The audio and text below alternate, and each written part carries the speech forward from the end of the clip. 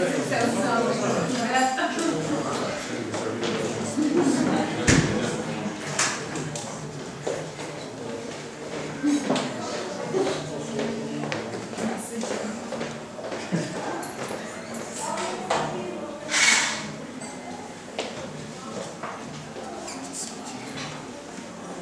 takže myslím, že môžeme začať.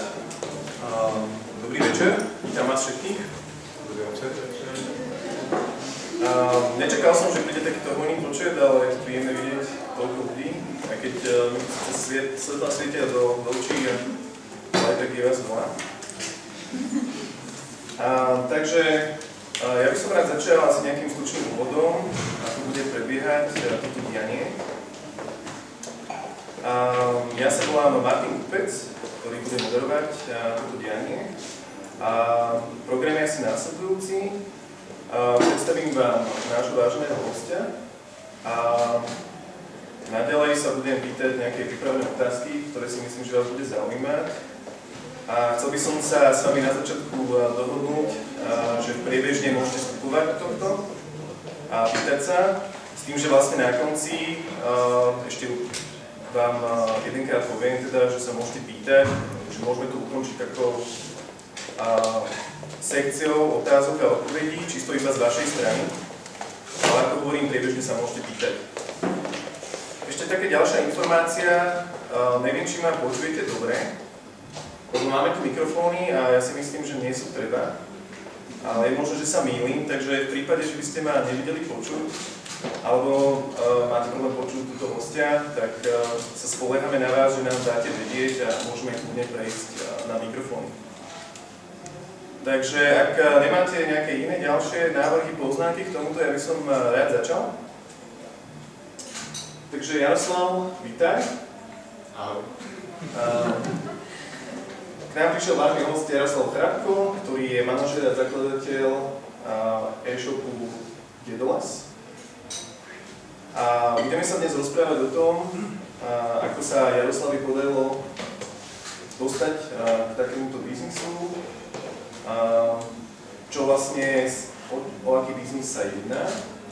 A myslím si, že sa môžeme aj dostať k nejakým zaujímavým veciam ohľadom možno tvojich osobných rozhodnutí, ktoré viedli k tomuto biznisu. Takže ja by som ťa rád najprv poprosil, keby si sa v stručnosti predstavil publiku, kto asi si, čo robíš momentálne v stručnosti a prečo si možno prišiel sem a rozhodol sa zdieľať s nami svoje skúsenosti. Ok, takže čaute, som Jaro. Založil som Dedolas pred 4,5 rokmi. Dnes som prišiel na pozvanie, v podstate chalani, kamaráti to nejak, že to tu majú, zavolali ma. Inak sa rám, niektorí, kto máte na Facebooku, ja mám vlastne pseudonym Jaro Satori na Facebooku a toto je Satori Stage. Takže také pekné, že sedí. Ja mám 7 rokov, hej, takže je to vyslovene, že náhodou, hej. No a v podstate robím ako manažer, teda založil som tú firmu, vediem ju a nejak, že posúvam ďalej spolu s nejakým tímom, čiže to je taká moja hlavná životná náplň a pracovná náplň. A inak mám rád les a tak. K tomu sa ešte dostaneme, že vlastne ako vznikol tento názov Dedolas. A ja by som sa ťa na úvod rád opýtal ešte, než prejdeme k tomu, čo vlastne robíš teraz. Čo si bol vlastne predtým? Čiže ja viem teda, že v roku 2011 si založil e-shop Dedolas. A mňa by zaujímalo, myslím, že teda aj ostatní, čo si robil predtým, nejakú históriu ohľadom toho, že teda ako strednú školu si študoval, čo sa tak viedlo k tomu, že si začal vlastne podnikať v tomto smere. No, tak ja som vlastne bol na metodke v Bratislave, aj keď som akože Pezinčan, takže tu som vyštudoval strednú školu. Potom na vysokú školu som nejaký ísť nechcel, ja som mal v pláne pôvodne ísť niekam do lesa za šamanmi a vážiť to teraz myslím. A chcel som akože skúmať psychedelické svety. Ale to nevyšlo to, hej, nejak som sa k tomu nedostal, ostal som tu na Slovensku. A tu šamanov nemáme, tak som musel hľadať nejaké alternatívy, hej, že čo iné. A vlastne najprv som začal, teda chvíľu som aj študoval na výške, to ma ale veľmi donútila rodina. Keď tlaky boli silné, nič som nerobil, tak som väčšinou chodil do lesa a s kamarátmi. Takých nás je asi viac. Takže v podstate som nič najprv, potom jak už akože som si uvedomil, že som už dospelý človek a teda treba začať niečo robiť, tak som vlastne začal najprv robiť ako živnostník v realitnej kancelárii. Akože aj za tým príbeh, že nebolo to také, že to bol môj dream job alebo niečo, ale ja som bol vtedy zamilovaný. A vlastne moja priateľka odišla do Ekvádoru, tak som mal plán, že idem založiť živnosť, pôjdem do realitky, predám 3 domy a pôjdem za ňou do Ekvádoru. Lenže kým som predal prvú nehnuteľnosť, som sa už aj vrátila z Ekvádoru. Takže začiatky boli ťažké, vlastne som tak narazil na realitu, že nie je to úplne také, jak som si myslel, že teraz proste niečo všetko pôjde. A vlastne dodnes tam bol niečo robíme. No a vlastne potom tá realita samozrejme nebolo pre mňa úplne to, čo som chcel robiť, tá externá motivácia, na nej som dokázal fičať tak 3 mesiace, potom to vyprchalo a začal som teda hľadať, že čo. Som narazil nejak na internet, pochopil som, že internet je celkom akože miesto, kde je veľký potenciál a prišlo mi ešte v roku 2011, že stále na Slovensku celkom v klienkach. Dneska dajme tomu, že asi až v klienkach nie je, ale stále podľa mňa je tam brutálny priestor, aj keď možno nielen na internete, ale skôr v aplikáciách a tak. A tak sa začal vzdelávať týmto smerom, až postupne som sa dostal. Čiže vlastne keď si skúšal toho realitného makléra, alebo to jeziko robil, keď skúšal si to, tak si zistil, že to pre teba nejakým spôsobom nefunguje, nie je to, čo ty chceš robiť. A oslovilo ťa vlastne možnosti internetu. Hej, ako ja sa viem natknúť pre rôzne veci a tedy som bol, že wow, že teda vedel som, že chcem podnikať, že chcem ísť v tomto ďalej, nikdy som nemal nejakú tendenciu sa nejak zamestnať. To vlastne s tým som ani nekalkuloval. Proste neviem, tak prirodzene proste som s tým nerádal.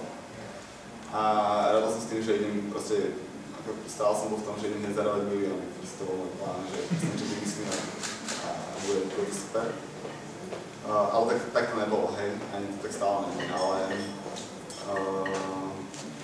takže týmto smerom hľadal som niečo teda vlastne stále.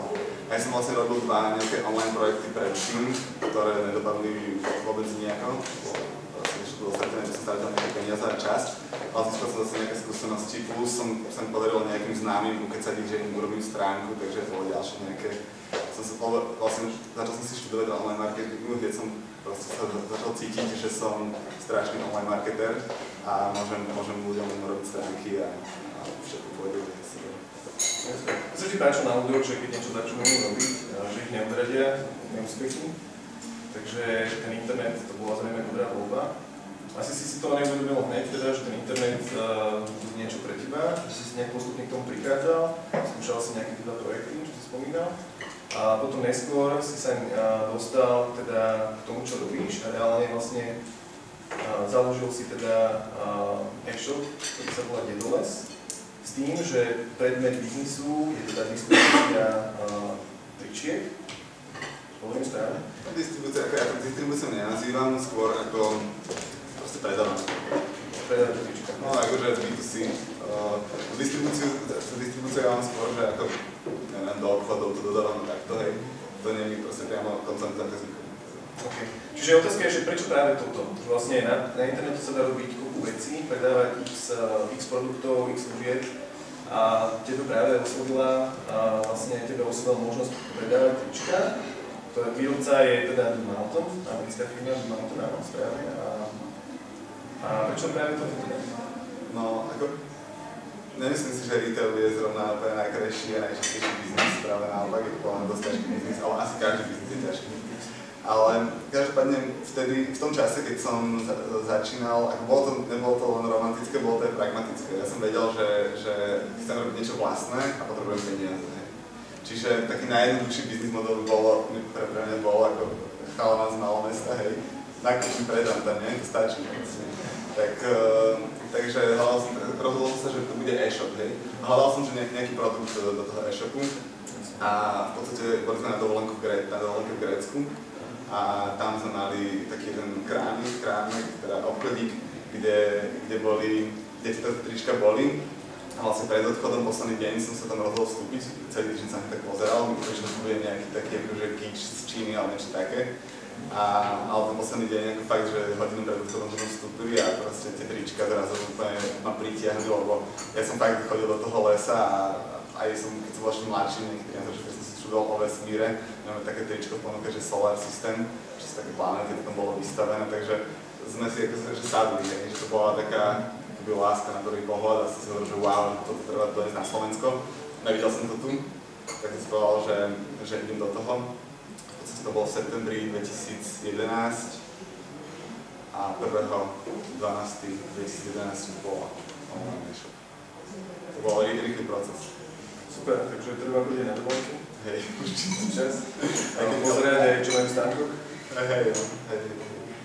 Takže tá značka má 34 rokov, hej, to mám. Čiže to je dlhodobo vybudované, len to ako nikto není to ľahké predávať tie trička, takže nikto to nedokázalo tak celé rozmeniť.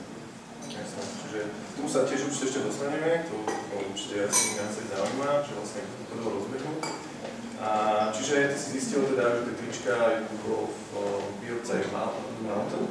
A teda predpokladám, že teda oslovil tú spoločnosť a si sa teda dozvedel, že asi čo všetko je nutné k tomu, aby si mohol reálne vlastne predávať tieto trička. Čiže bola s nimi nejaká dobrá spolupráca na začiatku, že vítali túto myšlienku? No to bolo tak, že ja som im napísal e-mail, chcel som samozrejme nejaké výhradné distribučné právo a takto. Akože myslím si, že výhradné distribučné právo na takýto produkt už v dnešnom type, akože jak funguje biznis, není rozumné.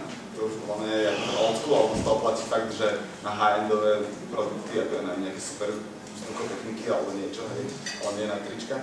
Takže to som samozrejme nedostal. Nedostal som žiadne výhradné právo. Dostal som kontakt na európskeho distribútora, na dvoch, čo tu boli.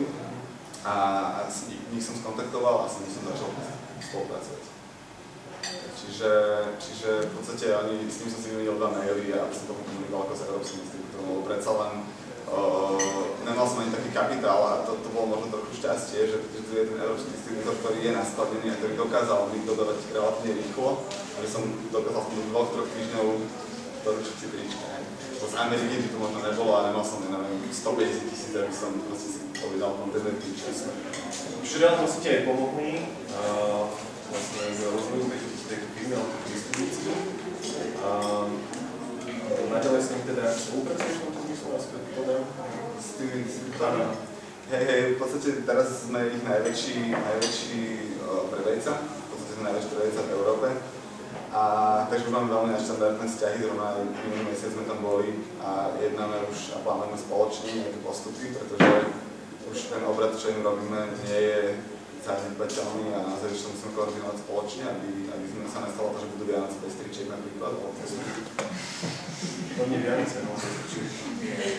Tak pre nás je hlavné obdobie sú Vianoce. Takže áno, spolupracujeme s nimi stále a je to celkom zaujímavé. Minulý mesiac sme tam boli, tak nás zobrali aj na loď. Videli sme delfíny. Máte aj zážitky. A potom vlastne dostávam sa k tej otázke, že prečo Dedoles? Že ako si vlastne v tomto prišiel? Jasne, no tak to sme boli raz v lese na prechádzke. Ja som vlastne chcel, lebo vtedy som čítal také SEO-počky, že treba podnázať svoj biznis, že mám pekné trička, zvieracie trička. Takže keď teda idem robiť s tričkami, tak pre Google je, že vraj bolo to najlepšie, bolo také oldschoolové SEO-počky. Ale ako potom som sa stretol aj s nejakými cool názvami, čo vtedy fičali, napríklad Jano Šifra robil, že Modrofus, neviem, či si ten kto poznali vtedy. A toto je, že vlastne, z toho som tú metodiku vlastne, že spojenie dvoch slov, hej, som zobral. To bol modrý a fus, tradičné slova dokopy, hej. Čiže toto bola určite nejaká moja inšpirácia. Ale v podstate písal som si mená rôzne, spájal som rôzne slova dokopy, stovky, možno stovky názvov som si napísal. mal som to na takom pijaku, som ho potom oblial a som ho roztopil, takže nakoniec som to vyhodil, škoda. Ale mal som fakt, že 50 stronázov som si napísal, ale nič ma neoslovilo. Potom jedného pekného jesenného dňa, bolo 9.10.2011, tak 90.11, sme boli v lese na prechádzke s priateľkou a vlastne bol to taký pekný slnečný deň, trošku poprchalo, vyšli sme na moje obľúbené miesto v lese, ktoré vlastne potom zhodilo celé, už v tom čase, keď sme tam boli, celé bolo vlastne zhodené vetrom, čiže to bola vlastne tá veľká planina, pezinkom, ktorá sa stávajú. Vlastne keď vyšli na ten kopec, tak bola tam krásna brúha, to bola taká prvá inšpirácia, a potom ešte sme videli Danielov, to bola taká druhá inšpirácia, a potom prišlo do hlavy, že Dedoles, a v tom momente som vedel, že to je ono. Čiže to bola taká zaujímavá vec, že úplne mohol som spísať veľa, aj som vyvíjal to úsilie, čítal som si, že ako robí dobrý názov, ale aj tak potom prišiel sám zrazu, keď som na to nerozmýšľal. Čiže nakoniec rozhodla emócia, že toto je ono. Hej, proste iba tak nápad v lese, že Dedoles, bol som v lese, takže... Ten Dedo, to ma zaujímavé, že ako som dostal Dedo, ten les to chápem, on si začal s lesom od začiatku, ale zrazu sa tam dostal Dedo, pochopil som, že už možno, že keby si povedal, že Daniel les, niečo, ale zrazu tam bol Dedo a Dedo tam vlastne vôbec nebol, hej? Krajka tam bol. No, Dedo to je vlastne neviem, ale tak Dedo, ako ja vnímam to tak, že my všetci sme strašne múdri, ale na to nevieme, proste to objavujeme. Akože to Dedo je akože symbol tej múdrosti, nejakej životnej skúsenosti, alebo niečoho, nejaké také, ja neviem, ako keby princípy, ktoré sú v prírode, starý človek už dávno pozná a potom, že je taký múdry, vyrovnaný život. Takže tak tohle tým mám, hej, že ten Dedo je nejaká akože múdrosť, čo je v nás. Ako nemusíš to akože obhávať, že prečo, ako nemusíš vždy na tom mať samozrejme dôvod nejaký špecifický, ale tak zrejme ti to znelo fajn a teda minimálne, myslím si, že emočne, že Dedoles ti tu padol a vyšiel si do toho. A teda keď si s týmto vyšiel, si to ešte s niekým konzultoval? Akože čo ti povedal napríklad tvoja partnerka na to, že Dedoles? Ja som to nepovedal, ja som to nechal asi tak hodinu v sebe. Potom keď sme si išli do Pezinka z hory, tak som povedal, že nazvem to Dedoles. Ono, že to je fajn. A prišiel som domov, ja som vtedy mal aj Facebook stránku, ja som ešte nemal e-shop a premenoval som ju z The Mountain trička SK, tak sa volala, na Dedoles. To som čakal náročnejšiu komunikáciu, teda myslím si, že to je fajn, že máš takúto partnerku, teda ktorú takto. Povedala niečo, že Dedo čo? Dedoles. Ale zase na druhej strane odhovárala od toho biznisu modelu. Trička? Že bože, že čo si sa vymyslel trička? Fajn. Ale keď sa hodí. No, to je pravda. No a vlastne, keď si začal na Slovensku, tak čo ti tak nejak pomohlo nejak rozrásť ten biznis? Facebook. Čiže to bolo takéto hlavné médium, ako si pozornil na to teda, že si vymýšľal činnosti, že teda ponúkaš takýto produkt. A Facebook hovorí, že taký vlastne hlavný dôvod, prečo sa ti darilo na Slovensku, takže to ti veľmi pomohlo aj teda. Tak v podstate dodnes je Facebook našim hlavným predajným kanálom. V podstate sme, o tom sme s kolegom hovorili práve v Konekte, tak celkovo. Od začiatku tam bol vlastne fokus na to. Ja som tam videl potenciál, ako celkom lacno robiť marketing, aj to tak bolo, naozaj sa tam dalo za 20 ričnúť brutálne veľa ľudí. Vtedy fičalo, že mali ľudia rôzne veľké Facebook stránky a my sme tam vlastne zdieľali albumy alebo robili nejaké súťaže. Takže to bol freestyle a fungovalo to akože trochu. Čiže už si mal predtým skúsenosti s Facebookom ohľadom takýchto vecí, či to bol ani nie. Či to bol nápad použiť Facebook na toto a zistil si, že to je super nástroj? Hej, vlastne áno. V podstate tak prirodzene som začal robiť na Facebooku hneď, lebo boli tam ľudia, ten obsah sa tam šíril, takže tak, ale to bola napríklad úplná náhoda, to ma týpek oslovil, že mal 500 000 stránku na Facebooku, či nechcem mu dať album. A ja som tedy ako bol celkom taký, že vôbec to nešlo, hej. Ja som myslel, že otvorím e-shop a všetci si budú kupovať trička, že proste otvorím to a pôjde to a nebolo to tak. Takže, no, prekvapivo.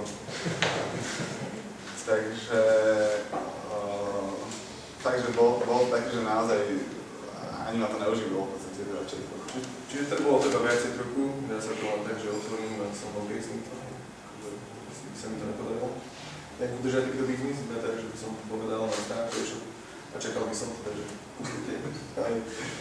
Hej, tak to není, bohužiaľ. Ale možno je dobré, že tak. A ako si potom hľadal vlastne ľudí? Predpokladám, že potrebuješ samozrejme Facebook je médium. A určite by som riešil teda, že akým spôsobom si skôr ľudí do svojho týmu, do svojej firmy. Čiže toto si vlastne akým spôsobom riešil? Ja som nejak ľudí na začiatku neriešil, lebo to uživilo mňa, takže ja som hľadal. Akože je pravda, že ja som dosť lenivý človek, takže úplne hneď na začiatku som si najal brigadníkov, keď som tam mal peniaze, hej. Čiže... Tak lenivý človek väčšinou nezakladá firmy, ale vás mám veľmi vnímanie, ale... Ale práve zakladá, že? No. Záleží asi od definície, áno, že... Ale tak to je to posledné, čo napadá, keď povieš lenivý človek, že tak určite zakladá na firmy. No, ale tak vlastne hneď do začiatku, neviem, proste prvého človeka som našiel, takže som bol statuť na Facebooku a zdala sa mi kamoška jedna, alebo aj to tam pomáhala, alebo no, sestra. Čiže on ťa osloví bez toho, že by si niekoho hľadal, alebo ty si aktívne vtedy začal? Dal som status, akože najprv som chcel, aby mi niečo editovali v e-shope, hej, napríklad náhodili mi obrázky alebo niečo takéto, hej. To bolo úplne prvé, ale v zásade ja som vôbec nevedel nič o tom, že čo je to podnikanie, čo je to účtovníctvo. Vlastne princíp kapitalizmu som tiež nechápal v podstate. Ale to by si mal aj ešte prednášať na ekonomickom univerzite, lebo ty si stále myslel, že potrebuješ vedieť základy účtovníctva. Že bol som tam, takže ešte stále to myslím, že učia. Ale ja si myslím, že je to fajn vedieť, hej, potom nevedeš skutočne o peniaze a vieš sa pripraviť na veľa vecí. Ale ja som to nevedel. Ja som dokonca v mojom biznis pláne som dokonca nevedel ani s tým, že potrebujem obálky na zabalenie tričiek. A keď som prvýkrát otvoril tričko, tak teraz je, že a čo? Tak som išiel, že aha, že obálka, že aha, však na poštu som si išiel. A to som vedel, že však mám na poštu si dobre, tak. No, ale keď som si nekalkuloval, hej, ako proste úplne, že to bolo také, že tak kúpim 200 tričiek za, ja neviem, x predaných za 2x. Jasne. Čiže je vlastne nejaký detailný finančný plán, teda, že čo, kde, ako, s čím, neradal som so žiadnymi nájmami nejakého priestoru, neradal som s ničím, ale mal som plán, že na Facebooku robím to, že súťaže budem robiť nejaké a taký akože malý, ale ako myslím si, že treba mať napísaný nejaký plán, aj zlý plán je lepší než žiadny plán. A vtedy som napríklad na podnikajte.sk si našiel v podstate tých 7 bodov, čo má podnikateľský plán mať, podľa toho som išiel a robil som si takú základnú štruktúru. A v podstate mal som potom aj takú krízu v rámci Dedolesa v roku 2014 a dostal som sa z nej vďaka biznis plánu. Tak tomu, že som si napísal biznis plán zase. Čiže fakt je dobré ho mať a aktualizovať. To je dobré počuť, že fakt má zmysel, že teda dokáže pomôcť. Takže to je úplne super. A čo sa týka vlastne ďalšieho rastu, teda, alebo ty funguješ momentálne nielen na Slovensku, ale takisto v Maďarsku, Česku, Nemecku, Rakúsku, áno. Takže to už je pomerne veľký počet krajín, ktorých teda si sa podarilo dostať. A toto vlastne sa ti ako podarilo? OK, akože teraz sme preskočili nejaké tie začiatky až do roku 2016. Každopádne. Čiže to bol celé začiatky, čiže vlastne to som hovoril. Dlho si bol na Slovensku? Hej, na Slovensku som v podstate až do Vianoc roku 2014, aj keď akože boli tam také nejaké české predaje, ale bolo to málo. Napríklad apríl 2014 boli 2% obratu Česko a 98% Slovensko. A apríl 2016 je, že 25% Česko, 30% Nemecko a ten koláč je akože zložený z 5 krajín. Toto už je zaujímavý moment, čiže vlastne čo bola taká tá spúšť, lebo dobre, to bol dlhý čas, bol teda na Slovensku, fungoval biznis, a zrazu hovoríš teda, že vlastne od roku 2014, áno, už si začal vlastne vo väčšej miere fungovať zahranične, čiže vlastne čo bola taká tá spúšť, že si... No, my sme teda preskočili, ako hovorím, ty si pýtal, že ako sa dokázali teraz do tých 6 krajín, hej. Tak v prvom rade je to kvôli tomu, že dnes sme fakt už veľký tím a už dlhšie tam mám niektorých fakt mega šikovných ľudí, vďaka ktorým sme tam vyznaní, nie je to že nejaká proste len moja zásluha. Fakt, že je to práve že zásluha tímu a toho, že robíme veci spoločne. Ale v zásade... Ja som myslel tomu, že či napríklad to bolo teda nejaké cieľové, že z dlhodobého hľadiska si teda chcel ísť do ďalších krajín, alebo jednoducho takto prirodzene vzniklo, že si sa usadil na Slovensku a postupne jednoducho vznikala možnosť ísť aj do zahraničia, čo sa časne teda potom na začiatku vlastne dialo a potom zrazu už sa bol voľkom tam, čiže... Akože nepovedal by som úplne, že sa nám darilo na Slovensku, ale akože hej, už ten biznis sa to trošku rozbiehal. A on to bolo tak, že keď som spomínal, že som mal tú krízu, to bol v roku 2014 prvý pol rok, potom som spravil teda business plán a nejaký action plán, ja som z toho dostal, ja som zadlžený tak absolútne až po uši. A bolo to fakt také, že ma to dosť ma to ťahalo psychicky aj všetko a nevedel som, že jak z toho von, hej.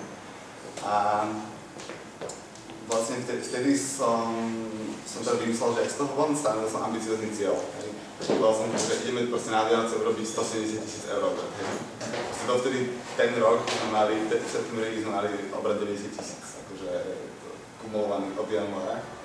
Čiže Vianoce 170 bolo ako celkom, že veľké sústo a ambiciozne. Ale ako sme to nejak dali, hej, dosiahli sme to, podarilo sa nám to. A bolo to vlastne aj kvôli tomu, že s chalami sme si písali na Facebooku, vtedy sme ešte nemali nejaký chat vlastný, firemný. A sme sa tak bavili, že jak to spravíme celé, že to dosiahneme. A iba taký nápad, zrazu tuším kolega to dal, že poďme do Česka, hej. A že poďme ty koľko, tak rýchlo som zavolal človeku, čo nám riešil kurierskú službu, že potrebujem kontakt na Čechov, rýchlo sme uzavrali zmluvy, bum, doprekladali sme stránku, mali sme to rozrobené. Som myslel, že to pustíme až v 2015.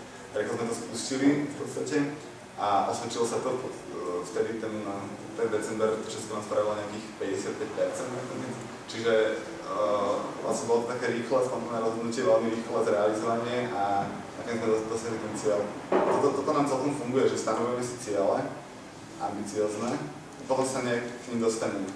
Nejak sa to proste podarí. To je super, že sa na to darí dodržovať vlastne. Hej, uvidíme jak tento rok, ale určite rastieme ďalej. Čiže nový trh vlastne vyriešil tú výzvu, čo ste mali, že pôjde do Česka a zrazu teda, lebo je tam už predsa len väčšia krajina, tam 10 miliónov obyvateľov, takže predpokladám, že ten potenciál tam bol a vyplatilo sa teda. Super.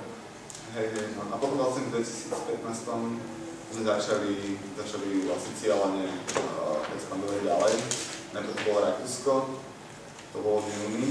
Rakúsko je inak ťažký trh, to nebola dobrá voľba ako tretí trh. Potom sme išli do Maďarska v novembri, pustili Maďarsko. A vlastne v marci sme pustili Nemecko, to je teraz už 2016. A v podstate pred týždňom a pol sme pustili Slovinsko. Akože Slovensko sme pustili preto, lebo robili sme kondoménu, akože anglickú mutáciu. A vlastne chceli sme nejaký pilotný trh, niekde to skúsiť, lebo ono to nie je len o tom, že teraz môžeme predať do celej Európy, lebo dosť sa nám vymieňa ten tovar, proste ľudia nám vracajú trička a treba teda nastaviť logisticky, musíte niekam to tričko vedieť, ten človek poslať, musíme urobiť lokálne zmluvy s prepravcom, napojiť si to na systém, aby to proste tlačilo štítky, automaticky to správne faktory a to deje. Čiže pilotná krajina bola preto anglicko verziu Slovensko. Ja tu mám ešte taký zaujímavý údaj, že v roku 2015 sa ti podarilo 300% nárast. Že toto je, pre mňa to bol zaujímavý fakt, že vlastne čím si to vysvetľuje, že to povedal takto niečo. Ako zase by som rád povedal, že sa nám to podarilo, že sa mi to podarilo. Bolo to tak, že na začiatku roku 2015 sme si sadli s chalami na prvú poradu, prvú povianočnú a ja som zobral mapu Európy, hej. Bol som, že chalám, pozrite, že tento rok urobím 1 000 000 eur obrat, že urobíme si logistické centrum na česko-polsko-nemeckej hranici a že budeme poslať do Nemecka do Polska a že si dáme 1 000 000, hej. Čo sa mi takto povianočné sedenie super, že to bolo ako nočné predsavzetie super. Hej, chalani pozerali na to, že A nakoniec to bolo inak, nemuseli sme vôbec otvoriť logistické centrum na nemecko-česko-polskom pohraničí. Stačilo zväčšiť to naše a spacinku, čo máme, a nastaviť logistiku, ako dá sa to aj spacinka robiť. A v podstate podarilo sa nám to, no. Čiže z nejakých 270 v roku 2014 sme išli na 1 000 000 v roku 2015. bolo to kvôli krajinám, kvôli aj rozhodnutiu. Potom vlastne to rozhodnutie ísť za takým cieľom ťa motivuje robiť tak veci, aby si to dosiahol. Čiže skúsiš o to navyše, alebo hľadaš si priority, jak to spraviť. Aký roky si mal vtedy tým futbolu? Na začiatku 2015 sme boli... Full-time nás bolo pár, nejakých 4 a 3. Čiže 4 a 3 si a plus nejaký ďalší 3 a 4, akože tak. Čiže 4 a ešte nejaký ďalší 3 a po Vianoce si povedali, že idem robiť milión. A tu sa vám povedalo vlastne niekde. Za roky. Tak super, tak. To je teda skúsenosť. Bolo to ťažké, ale dal sa to zvládnuť. Ale hlavne sme vlastne dostali prvýkrát peniaze externé, a vďaka tomu sme podporili systém logistický a novú stránku, ktorá proste komunikuje s tým systémom. Tým pádom sa nám podarilo vlastne do veľkej miery automatizovať logistiku, čo bol nevyhnutný krok k tomu. Bez toho sa to proste nedá. Takže to práve hovoril minule Petr Svoboda, on robí takú firmu v Česku, najväčšiu firmu, čo vyvíja e-shopy, že majú problém stať sa veľkými, že do 500 000, prekročiť tú hranicu 500 000, že je strašne ťažké pre ne, lebo práve preto, že sa tam nenastaví tá logistika a potom sa proste strácaš v tej byrokracii brutálnym spôsobom. My sme to zažili vlastne na vlastnej koži, vlastne obidva Vianoce, aj 2013, aj 2014. Aj 12 v podstate, že vlastne zrazu obrovský nápor, nikto z tej firmy dokopy nebol, takže museli sme brutálne makať, aby sme zvládli vyexpedovať trička. To bolo aj tak, že ja neviem, prišiel som o 5:30 domov, lahol som si do postela a išiel som do UPS-ky. Že takéto proste extrémne, že musel som baliť a makať a proste nikto to nevedel robiť, lebo ten systém bol tak komplikovaný a neautomatizovaný, že vlastne nedalo sa to proste zvládať. Takže po týchto bolestivých zážitkoch, lebo potom samozrejme nevyexpeduješ všetko, vyexpeduješ veľa vecí zle, ľudia doručíš dačík pod stromček, oni ťa potom proste bombardujú mailami, volajú ti na 4 deň. Je to prúser, no, bolo to brutálne ťažké tieto veci aj počuť tých ľudí a to riešiť. A tak vlastne sa rozhodli, že to už sa nám môže stať, tak sme sa snažili tú logistiku spraviť ako lepšie. Takže ja som tlačil na to, aby sme nejak získali peniaze a urobili to. Teraz na to logistiku máte nejaký systém, čiže nejaký informačný systém, alebo čo využívate? Používame vlastne systém Pohoda od Staroveru a na ňom nám jedna firma vlastne doprogramovala moduly, doprogramováva moduly, ktoré robia, neviem, máme tam naimportované všetky DPDčky v každej krajine. Čiže sme napravili prejektujeme aj systémy, máme tam, fakturuje to sklad, proste rieši to celkovo. Spĺňa to, čo má, príjma to objednávky, vyhodnocuje, či to je dneska domení na sklade, robí to automatické objednávky, to baví napríklad tomu hlavnému dodávateľovi, to posiela každých 2-krát denne automatické objednávky, to sa predalo, čiže to je napríklad automatické. A toto ste začali využívať ten systém iba nedávno, čiže sa dovtedy september 2015, jasne. Tam kolegovci sa deje. Aha, jasne.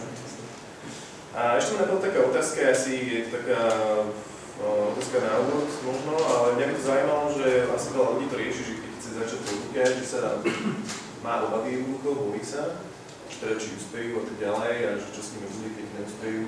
A ty si mal takéto niečo, alebo si to išlo takou vervou, že inšpiráciu, že to dá, to chcem robiť a nerozmýšľal si moc ako veľmi nad tým teda, že čo sa stane, keby náhodou, že by ti to nevyšlo? Ako si to mal?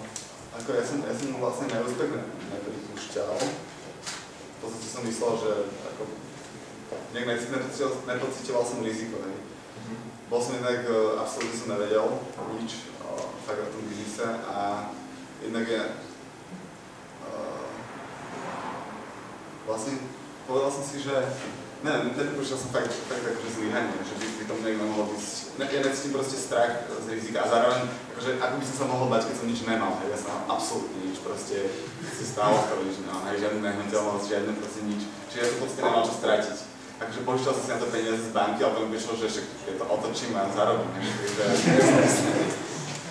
Čiže rada pre začiatočníkov, ak niečo máte, tak sa z toho bavte. Samozrejme žartujem, ale... Ne, ako, sám som zvedavý, že keď, ako, jak budem podnikať, keď budem mať, ja neviem, proste deti a byt a proste, a už budem mať vlastne nejaké väčšie majetky, hej. Jasne, necítil si sa byť zaviazaný v tom momentu, hej, čiže... Ale nemyslím si, že len tak, myslím si, že aj prirodzene, ja sa nebudem riskovať aj prejavuj napríklad na snowboarde alebo na bicykli, keď idem dole z kopca, hej, že sa proste nebojím rýchlosti alebo takto veci, že mám takú akože rezistenciu voči riziku. Mne to príde tak, že jednoducho tá túžba robiť to, čo chceš, prevýšľa nejaké rizika, nejaké obavy, jednoducho ty si povedal, že to budeš robiť, toto chceš robiť. Ja som ani nemal, vôbec, proste nemal som, hej, proste vôbec. Nebral som to, neviem, že nekalkuloval som s tým, že by také niečo bolo vôbec možné. Aj keď to bolo. Tak jak som hovoril, kríza a zadlženie, proste to bolo najúspešné. Neby toho, že ma zachránil cudzí človek, ktorý mi dal peniaze v jednom bode, by som tak to neexistoval. Ale aj to je súčasť tej cesty. Ja som keby to nebolo, možno by to bolo niečo iné, ale tak to mal som na to ten dôraz. Mňa tak napadá, že však keby som sa rozhodol podnikať, dobre, tak teraz, keď ma napadne nejaká činnosť, kde si predstavím, že možno mi to nevyjde a budem tam nejaké pochybnosti, tak to znamená, že to nie je tá správna činnosť. Z toho, čo hovorí, že vlastne musí to byť niečo, kde si poviem, že áno, presne toto chcem robiť a nemám tam také niečo, že riziko proste. Ne, Tak ťa počujem vlastne, že sa nemal niečo takéto. Počkaj, sa spýtam, nemal som pochybnosti? Ani nie, ja by som povedala, že nemáš moc seba záchovy, takže je to Čiže ani, hej, čiže skôr toto je odpoveď, že nemyslím si, že musíš byť 100% presvedčený. Ja mám takú vlastnosť, že necítim, ja mám seba záchovy, ale keď ho máš, hej, tak mi podľa mňa kľudne môžu mať pochybnosti.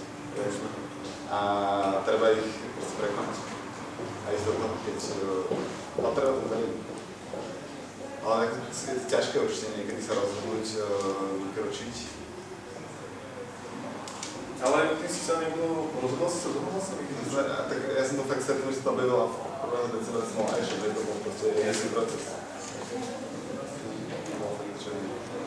To ani neviem, ale tak, že bol to fakt basic ešte, takže... Ešte predtým, než teda prejdeme k tým otázkam teda od publika, ja by som sa ešte vlastne spýtal, že čo máš momentálne na pláne, že ako si predstavuješ budúcnosť firmy alebo to je fungovanie, keď už si takto rozhodnutý. Takže budúcnosť je dole sa, hej, ako v horizonte. Čo obecne nemyslím o horizont, čo teraz ako to máš, vlastne aké máš najbližšie plány, čo by si chcel, o čom vlastne uvažuješ? Jasné, tak v podstate stále kročíme už čo nastavujeme financie. Toto je akože taký challenge, čo ešte stále nemáme úplne za sebou. Takže toto nastavovanie finančnej firmy momentálne je veľká priorita. Takisto je financovanie ďalšieho, to riešime teraz s bankami ako ďalej, lebo na 11% tá potreba prevádzkového kapitálu je vlastne vyššia. To sú také aktuálne výzvy. Plus ako postupne sa blížime k tomu, že púšťame aj rumunskú verziu stránky. Už skoro máme hotové, ešte možno ten mesiac. A bude to.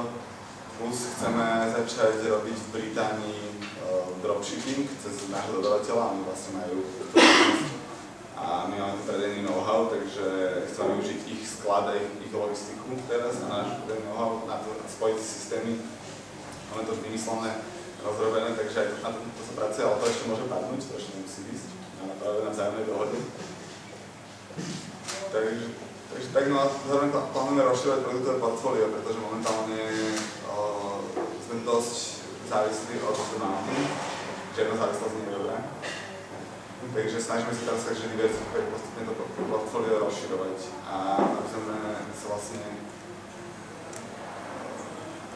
rozšírili ten biznis nielen akože na ďalších krajín, ale aj po tej horizontálnej osi, čiže do šírky produktového portfólia, kde v podstate chceme ísť smerom takým, že produkty, aby boli ekologické alebo proste fair trade vyrobené, byť akože takým kurátorom týchto produktov obchodu, že nebudem predávať len tak niečo, kvôli naši, ale chcem predávať skôr produkty, ktoré sú nejaké kvalitné? Originálne, kvalitné, ale proste tak netrpia ľudia, že to nerobia to deti. A ako si tieto práce vyťažený, že čo sa týka voľného času, snažíš sa to nejak deliť teda, alebo jednoducho predpokladám, že napríklad aj partnerský život alebo aj osobný život, že potrebuješ si niekedy nejaký čas možno na nejaké iné aktivity, alebo či snažíš sa to nejako, že koľko venuješ času firme a koľko vlastne, ako to máš? No, akože ja nepracujem až tak strašne veľa, ako keby, niekedy akože že ťahám. Je pravda, že myslou, aj keď nie som v práci, tak pracujem niekedy, že nevypínam úplne. Ale ako viem ísť aj na bicykel do hôr, viem ísť aj na prechádzku, viem ísť aj von večer. Čiže aj viem si nájsť čas. Čiže nedajú, že ti to vôbec nemáš tým, že by si sa nevedel pospíhať alebo takéto niečo? Teraz som si zvykol spať 6 hodín, čo som celkom páčil. Myslel som si, že to nie je možné, ale je to. Takže mám veľa času.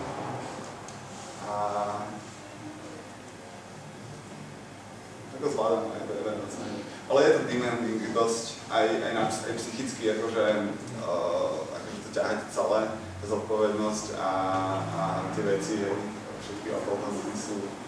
Bere to veľa, neviem. Není to úplne ľahký job, ale...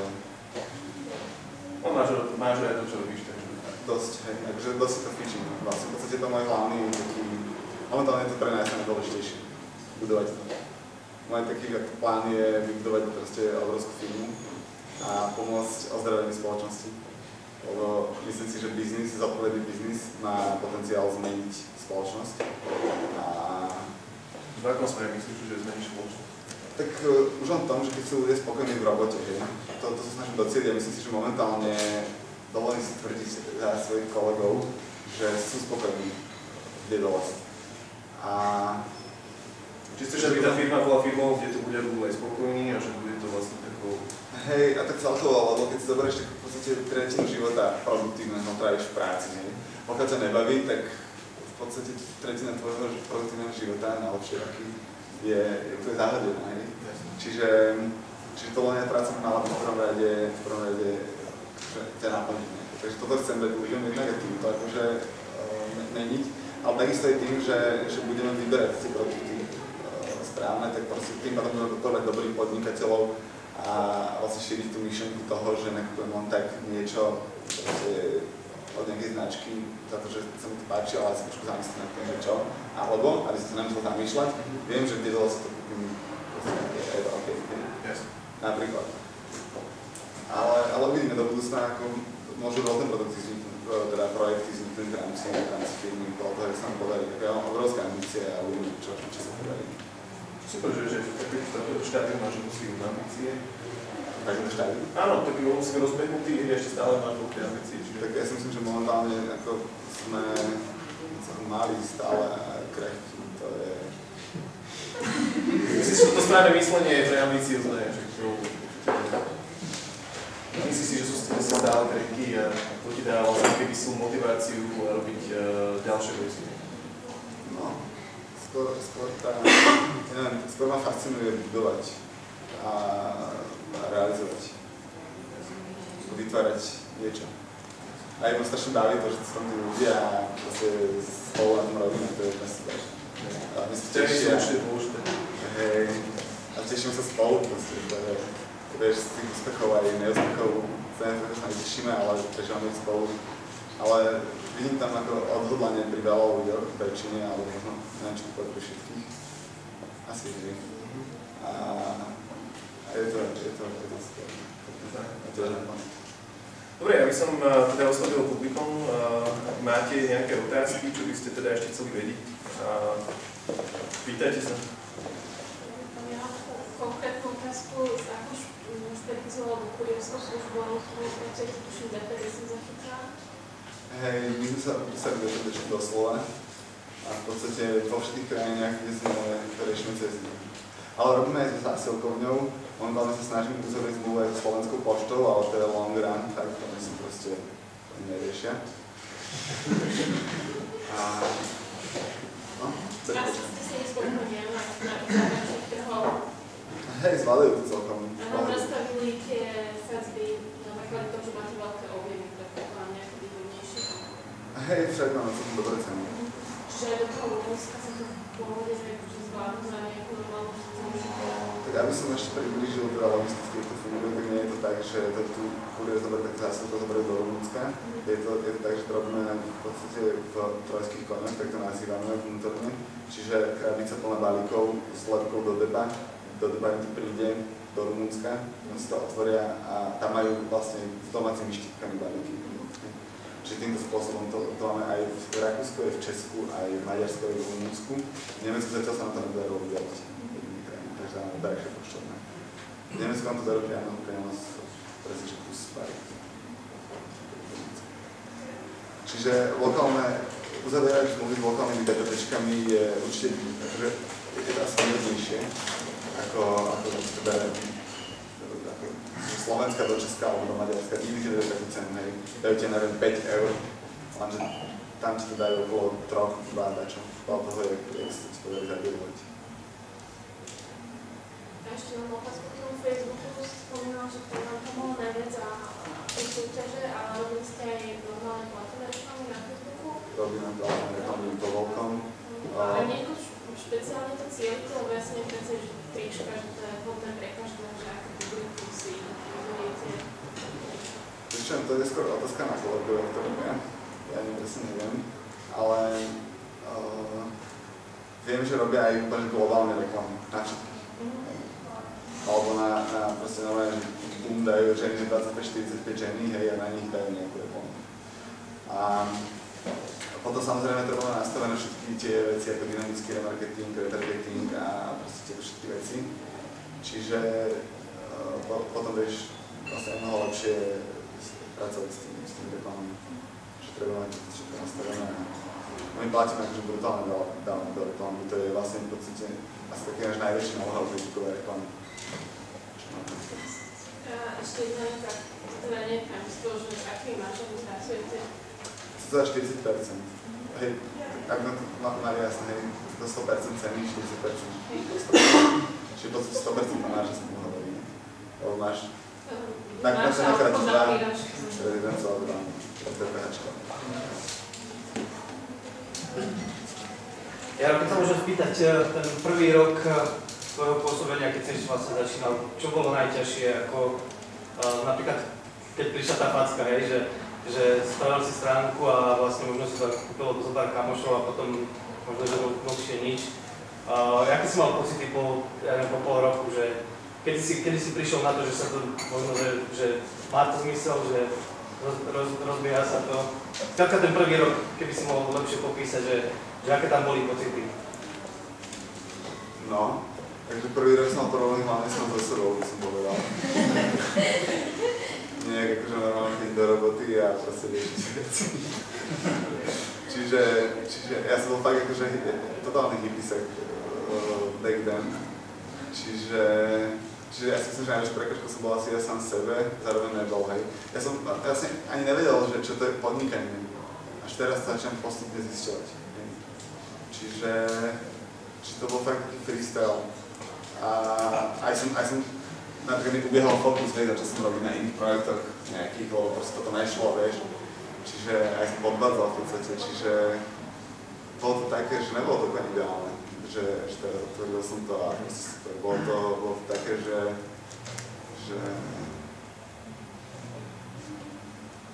tak som si dal dokopy asi ja sám. Super, že to povieš takto úprimne, že ako to bolo. To vidíš, dobre sa to počúva, no.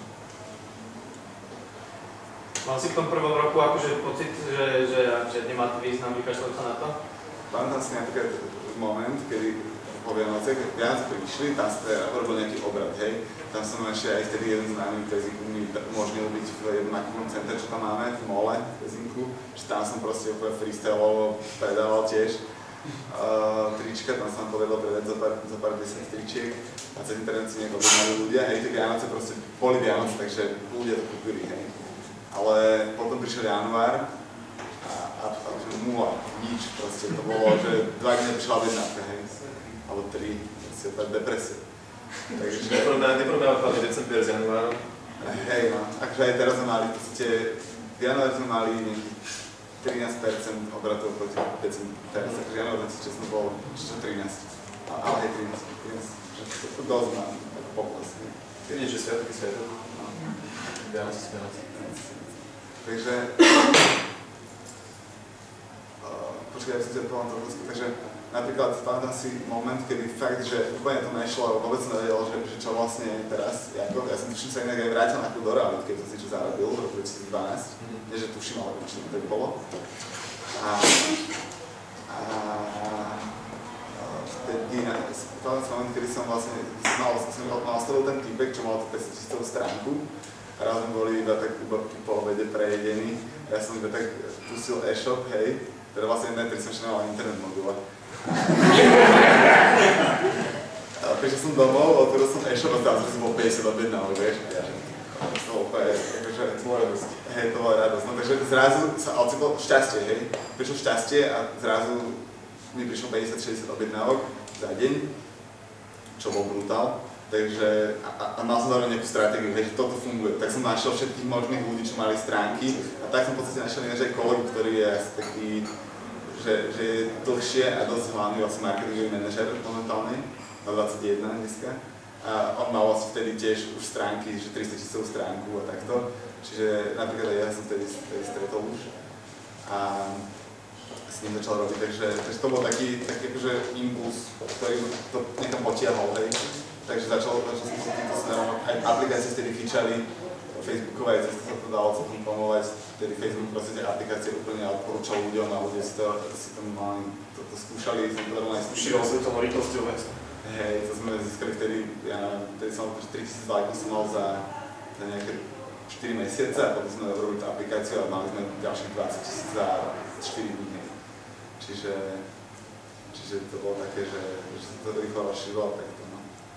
Že to bol taký pokus o omyl, šťastie, nešťastie. Ja nie som ináč ani marketer, ani copywriter, ani nič takéto. Čiže to boli fakt také, že čo prišlo, nejak sme skúšali, išlo, nešlo. Tak. Riešil sa to, čo prišlo. Ja som to aj veľa robil do toho štýlu, že nejaké pekné obrázky, nejaký inšpiratívny obsah a neviem čo. Ale potom vlastne práve ten kolega Martin začal proste tlačiť úplne, že hardcel. To nás dosť posunulo. Čiže napríklad toto je film bol brutálny. Preto aj hovorím, že my a nehovorím, že ja. Ja by som naviazal, keď môžem, na to, čo si hovoril. Mňa zaujíma, keď si sa rozhodli teda expandovať do tých ostatných krajín, okrem Slovenska, že či tá marketingová stratégia bola stále rovnaká, lebo hovorí, že v Rakúsku sa vám moc nedarilo, keďže vlastne mentalita je úplne iná ako Slovenska. Takže či ten marketing, alebo to targetovanie tých zákazníkov bolo rovnaké, alebo ako ste sa cez to prekopali? Tak ako v podstate tá biznis, tá marketingová stratégia bola všade rovnaká. Urobiť veľa adsetov na Facebooku, odchytiť si tých ľudí, potom proste cez remarketingy, retargetingy, cez e-mailing a takto. A proste snažiť sa im predať opakovanie, aby boli spokojní, aby nakupovali stále dookola. Ako dôležité je fakt, pri tom to bolo, vedieť robiť Facebook reklamy a vedieť aj opakovane monetizovať toho človeka a vedieť robiť Facebook reklamy. A veľa ich veľa. Chalani robia proste brutálne. Teraz sme boli v tom konekte, kolega tam mal takú dlhšiu prednášku, inak odporúčam vám ju, keď chcete vedieť, že jak na Facebooku robíme, tak tam on povedal nejaké veci, myslím, že to je na konektovskej stránke. No a on hovoril, že za vlastne nejaké 2 roky urobili 4200 reklam. A z toho 1% boli reklamy, ktoré mali väčší spend než 1000 eur. Čiže 90, a potom akože on tamto presne hovoril, čiže fakt, že a nejakých 70 či koľko percent bolo také, čo nemali spend ani 10. proste sa nechytili. Jednoducho na Facebooku sa biješ o to, aby si to zobrazoval. A ty musíš mať, takže to nevymyslíš hneď, proste musíš opakovať. Potom vieš, tam fakt, že kvantita je niekedy lepšie než kvalita v tomto prípade. Alebo tá kvantita určite robíš niečo kvalitné, prerazíš to reklamu, vieš. Ale na začiatku vám pomohol ten audience, keď ste sa dostali na tú stránku s tými 500 000 fanúškmi, že ste tam dali nejakú galériu triček, alebo tak to bolo? Hej, no vlastne ty tak úplne, že či nechcem mať s album, že to dobre funguje a ja, že okej, skúsme to.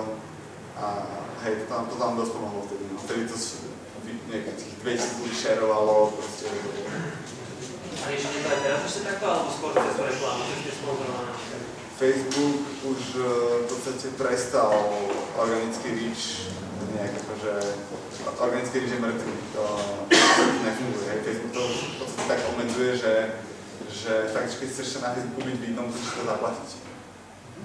Alebo byť, ja neviem, nejaký mienkotvorca a budú si čítať tvoje posty, tvoji friendi, ale proste fan stránka môže byť, jak chce byť dobrá. Proste aj tie úplne top fan stránky, takže niektoré sú až tak dobré, že majú veľké reache, ale fakt, že ako e-shop problémy málo kto to bezplatné reklamy. Tak ale teraz už ste na reklamu, to, že si spomínal, koľko bolo 2500 šikovských kampaní, tak to bolo všetko sponzorované odkazy, alebo tie nestačí? No to boli v newsfeede, v ročných feedoch a neviem všelikde. Mňa sa spýtať, spomínal si viackrát, že máš super tím a mňa by zaujímalo, že ako ten tím vznikal postupne a že kde teda hľadáš tých šikovných ľudí do tímu. Tak je to aj o šťastí, napríklad Martin proste fakt bol jeden z tých majiteľov web stránok, 16-ročný chalan, mal proste 4 fanpage a asi 600 000 ľudí, hej, na nich. Takže on tak ako keby od začiatku sme nejak sa spojili, osud nás spojil, hej. Ale potom... Ale takže bol úplne nejaký cudzí človek, hej? Nebol to nejaký... Čím bol to ten? To je cudzí človek, nikdy som ho nevidel, nepoznal. Tak sme sa spoznali, ale videl som hneď od začiatku, že dobre rozmýšľa a potom sa raz stretol s mojou priateľkou práve na jednej akcii a mi o tom povedala a vtedy nejak som ho zavolal na stáž a tak sa tak začalo. Potom vlastne ďalší chalan, čo u nás začal robiť, sme prijali jeho frajerku ako redaktorku na našu blog, čo sme mali a on sa tak privtiepol k nej a tiež sa hlásil, tedy jeho sme nezobrali a nakoniec z neho vznikol úplne, že druhý najhlavnejší človek marketingu dneska. A teraz tak cieľene, ako napríklad sme si robili pod stránku vždydoles.sk vonka práca, kde sme dali, že akých ľudí hľadáme a normálne sme to zaplatili si reklamu na to. Čiže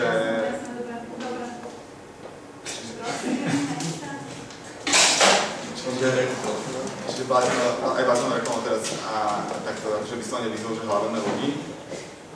Ale aj cez profesiu sme našli ľudí, čiže aj tak, napríklad support tých ľudí, čo nemecky rozprávajú, alebo takto, cez profesiu, aj maďarsky rozprávajú. Okay. Čiže začínal si ty s Martinom a potom...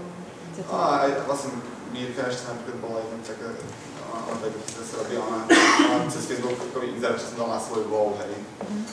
Tak akože veľa to bolo o kamarátoch najprv, akože tak, čo v skladiskách pomáhali, ale títo ľudia takto, čo robia akože marketing, tak zvyšene som našiel nejako profesia alebo Facebook. A čo tí ľudia robia, keď to máš sa automatizované? Či tí ľudia robia akože... No, to je kolega. Tak zautomatizované, no, zautomatizované to není úplne, hej. Ale napríklad všetko ide cez skener, kde každý tovar, čo príde, musí byť naskenovaný alebo proste niekto sa zavedovaný v systému. To sme nemali, hej. Proste my to nahádzali ručne, takže to často treba bežná prax, vieš, že nemáš skenery, čítačky a takéto veci, takže toto bol napríklad ten systém, čiže ten back office musí proste, my máme to pár regalov, máme to proste čiarové kódy, máme pozície teda, ktoré majú čiarové kódy a na tej pozícii každej máš nejaký tovar, vieš, a dostaneš pick-up list, kde máš zoznam toho tovaru zoradený proste logicky za sebou a musíš si ho vybrať zo skladu, potom prísť k expedičnej stanici, napríklad, hej, toto robia back office a potom akože na istom roboti, čo zabavia. No, jasne. Zatiaľ. Môžem? Nerozmýšľal si, že by si išiel v nejakom štádiu podnikania cestou externej logistiky a keď nerozmýšľal na tým, tak prečo, respektíve vlastne nejakú skúsenosť s tým, že si niekto urobil nejaké referencie o tom? Myslím ako pack service a podobne. Akože rozmýšľal som v istých bodoch nad tým, ale prišlo mi to strašne drahé. A rozhodol som sa, že to budeme robiť my doma. A akože myslím si, že to dáva zmysel niekedy, ale keď už z dlhodobého hľadiska chceš budovať fakt, že veľký e-shop, tak je dobré, keď logistiku podľa mňa máš in-house. Hej, že je to istým spôsobom tvoje nejaké know-how, nejaké tvoje... Máš na tých kontrolu, vieš to lepšie ovplyvňovať. Hej, vieš lepšie si stlačiť potom ceny, si v podstate nezávislejší potom od nejakého FHB Group napríklad, oni to robia, ktorí ti povedia, že sorry, nám to nevychádza, zvyšujeme o 10% za logistické ceny, logistiku. Ty proste povieš hold, OK? Ja som bojoval s tým vlastne, s tou aspektom nezávislosti a kontroly obidva ste to spomenuli, takže asi mám povedať. A s tým MHB Group? MHB, no teraz som s ním rozprával, tak som aj veľmi rýchlo ukončil komunikáciu kvôli tomu, vôbec som si nebol istý, že ako by to tam išlo. Takže napríklad kamaráti s nimi robia a funguje to. Vedia im dosielať veci, takže ako podľa toho, akým spôsobom to chceš robiť, ľudne sa to podľa mňa dá. Ale keď máš nejaký dobrý produkt, ktorý je dobre marketovať a nechceš si špiniť ruky tou logistikou a vychádza ti to maržovo, tak prečo na? Šiel by som do toho. Že ako? Že... Rozmýšľam, že ty si sa niečo ma nepýtal, ale ja som zle počul. Keď máš dobrý produkt a vychádza ti marža a vieš ho dobre marketovať a nechce ti špiniť ruky logistikou. Ale špiniť ako čím? Že zle dodávky alebo čo? No prosím. Prosím? Hej, presne manuálna práca, tým celým, čo musíš urobiť okolo tej zásielky. Nechci sa tým zaoberať, že keď sa tým nechci zaoberať, jednoducho chce sa venovať iba tomu marketingu a hej, to je dáva zmysel. Oni majú svoje know-how, majú dobré ceny od kurierov, baliaci know-how majú, že čo jak majú zabaliť, jak sa majú sprevádzkovať. Že ty si spomínal, že teda v roku 2014 ste mali nejakú tú krízu, zadlženosť a tak, a potom, že poviete stretnutie 2015 za miliónový obrat. Že aké je tam premostenie, alebo aký je tvoj recept, alebo ako ty zvládaš tie krízy, teda neviem, či to je iba tým, že nemáš pod sebou zákony, alebo či je tam aj niečo iné, alebo to je špecifikum. Áno, to bola hlavne moja personálna kríza vtedy. Že nebola to nejaká firemná kríza, alebo tá firma nedokupí sa nikto nerobil. A v čom spočívala tá personálna kríza, že si si vieš, práve aj to bolo zase, že som záhol, hej, takže biznisu, že som skúšal niečo iné, čo mi nevyšlo a zase a nejak ešte horšie, ešte mi prehlbili dlhy, hej. A vlastne upadol som totálne do úplne pasivity a nihilie. Ale vlastne ja som, čo som hovoril, že som chcel robiť tak, že ísť za šamanmi a proste takto, hej. Ja som sa fakt intenzívne venoval duchovným veciam jeden čas, až moc, bol som to strašne taký, že fakt na to namotaný na strednej škole ale niečo mi to aj dalo, ale napríklad jednu vec, čo mi to dalo, vlastne ja som skúšal takú meditačnú techniku a nešlo mi to furt. Hej. Tak som si proste povedal, že budem si proste skúšať, až kým nezomrem, hej. Do konca života, proste, že sa nikdy nevzdám, hej. A toto vnímam ako jednu z takých veľmi kľúčových vecí, čo v sebe mám, že budem proste hľadať tú cestu, budem jednoducho sa byť za to, čo chcem, hej. A preto sa aj nebojím v podstate, aj keby som teraz krachoval, stále môžem. Môžeš povedať nejaké veci, čo si hovoril, že si zahýbal, čo ti nevyšli, aby sme to neskúšali? Nie. Akože bol ten taký projekt okolo Bitcoinov napríklad. Napríklad, hej. Ale bol to jeden projekt s jedným produktom ďalším, čo som chcel robiť. Ak mi ju dole, som to nehodilo do portfólia. Takže Čiže na to si skúšal? Nie, Bitcoin. Ja som počul Bitcoin v tom, tak som Čiže tak. Aj som napríklad s jedným kamarátom išiel, on robil nejaké e-commerce appky na Shopify. A tak mi to prišlo také logické, že on vie robiť appky na Shopify, ja som akože e-shopper, čiže viem, čo potrebujeme, akože my e-shopperi, tak som s ním začal napríklad pracovať, hej. V tej appke, že som začal robiť nejaké texty, nejaké proste, že nejaké funkcie som to navrhoval do toho takto, hej, kde som strávil pár popoludní. Potom kto ti pomohol? Niekto známy kamarát, alebo niekto úplne... Ani. Meditácia. Investor nejaký? V podstate, hej, vyslovene, že správa sa aj business angel. Akože není dobrý jak aniel, ale práve naopak je... Niečo chce, hej, niečo chce. Samozrejme, každý človek, čo má peniaze, niečo chce. Ale nebola to banka, ani nejaký crowdfunding, ale nejaká osoba fyzická? Bola to osoba fyzická. Na angel investor? Prosím? Nie, lokálne. Investor Slovenska. To nebolo vôbec zahraničné investície, to bolo vyslovene, že sádzka na neistotu z jeho strany. Zrejme tiež nemal buď seba základy. Ale on si povedal, že OK, že tak toto keď strátim, tak ako prežijem. A ja sa chcem ešte spýtať jednu otázku, že vlastne trička, to je vlastne tak hlavné gro toho predaja, že povedzme 95%, alebo čo ešte vplyvá na ten predaj, taký nejaké signifikantné niečo, čisto hlavne trička. Tak trička sa tuším nejakých 70%. Tak demanding momentálne, že zvádame zúrivý boj o to, aby sme stlačili percentá. Proste predaje demanding. Chceme proste samozrejme chceme, aby rastli tržby aj demanding produktov, ale zároveň chceme diversifikovať portfólio, takže snažíme sa stlačiť dole to percento. Ale z 87% je to teraz cca, čo nám robia demanding, a z toho 70% sú tričko. Takže si to môžeš privať takú bavu, koľko robia trička. A ostatné sú produkty demanding, ale iné, čiže šaty, tielka, dámske trička a tak ďalej, bikiny, hej. Čiže v podstate demanding 87% a z toho 70% sú trička. Takéto. Že za tie roky si skúšal rôzne nejaké e-commerce systémy, že ktorý by si nám odporúčal, zhodnotil ako výhodný. A druhá časť otázky, že čo hovoríš na to, či ten e-commerce nechá tam bežať na vlastnom serveri, celé to stravovať, alebo nejaký e-shop na nejaké zápnutí. Takže nikdy sme nefíčali na e-shope na prenajom.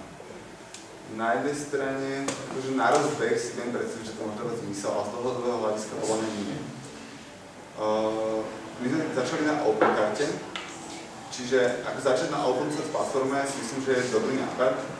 Je to lacné, je to rýchle, je to v pohode, ale pokiaľ nemáš ako nejakého šéfa vývoja tam potom, tak ten kód tak dogabete postupne, že potom zmení cestován. Hej. Čiže potom budeš musieť jedného dňa to prekladnúť niekam. Nepozeral som tú konkrétnu vašu stránku, ale máte teraz ako niečo custom, alebo máte... My sme práve momentálne na technologickom riešení, ktoré považujem, pre ktoré som sa rozhodol minulý rok, čo považujem za jedno z najlepších rozhodnutí v mojom živote, ako biznis živote. Mám celé jednej firmy a nemáme možnosť ten kód zobrať proste k sebe, hej. Takže už aj odchádzame z tej firmy, čiže minulý rok sme robili nový kód a už teraz vyvíjame novú stránku, aby sme sa nanudili. To je až brutálne náročné, no. A teraz vlastne ideme v podstate, ideme do Uvyšlice, vlastne do Luxusu. A rozhodím sa tak preto, lebo tam práve šéf vývoja je a je možnosť ten kód potom zobrať. Logika toho kódu je v pohode featureovaná Laravel frameworku, čiže sú aj kódery, ktorí sa s tým vedia celkom šikovne zorientovať, keď si toho kódera ešte zaškolili oni. Takže išli sme do tohto riešenia, nie je to lacné riešenie, je to v podstate, ťažko povedať, že to nie je ešte horšie riešenie, než keď si to dáš na nejaký WordPress alebo niečo podobné. To už v podstate je jedno, akože veľké e-shopy ale mali mať vlastné IT jednoznačne. To je jasné, keď už to robil skladať. Mám tú skúsenosť z prestačného vzťahu. Prestačné OK tiež. Prestačné fajn. Máme to na vlastnom serveri, na vlastnom teróde, takže sa sa nesprávali. Aký máte ešte? To myslím. OK. Ako nie je to dôležité. A ešte ma zaujímavá jedna vec, že viem, že to nie je úplne váš biznis, ale čo hovoríte na porovnávači cien ako v Balkánsku? Bude asi vyberať vec. Vieš čo, my sme voči ním celkom ľahostajní, pretože... Prosím? Že z tej vašej pozície sa asi môžete dovoliť, že trička asi nie sú úplne porovnateľné s inými. Presne tak. Naše produkty sú často úplne, že nikto ich nemá, alebo málo ich má. Čiže my sa v podstate nebijeme s cenou s nikým, my prinášame zvyčajne produktami niečo nové. To sa považujeme často, že sa snažíme dať niečo nové. Takže v podstate nám nerobia skoro ani 0,1% obratu, takže nám je to jedno. Používame akože Heureku na overené zákazníkmi službu, čiže posláme ľuďom toto, ale aj to ako teraz keď urobila Alza tú antikampaň, tak si tak uvedomujem, že Practicux oni majú úplne všetky dáta o trhu. Asi radšej poviem práve znamený, alebo však Míšo Kráľ, dobrý človek. Môžem ešte ohľadom toho systému, na ktorý si musel prejsť na nový systém, hej.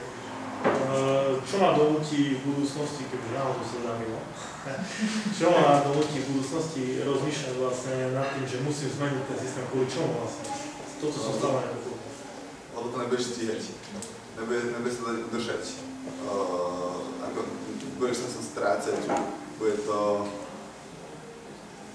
bordel, ktorý vlastne vysokoškolský vzdelaný človek bude ledva zvládať, hej. A ty potrebuješ potom v jednom vede sa tak vyškalovať, že za mesiac zvýšiš kapacity trojnásobne. A to nikdy neurobíš, pokiaľ ten systém není automatizovaný, hej. Nám sa podarilo dosiahnuť to, že ty prídeš ku mne a za 5 minút vysvetlím, čo máš robiť a vieš niečo spraviť, čo nám pomôže. Akože to možno preháňam, nie je to ideálne za 5 minút to urobiť, ale vieme o mnoho rýchlejšie naučiť človeka u nás pracovať a robiť niečo užitočné, ako sme vedeli predtým.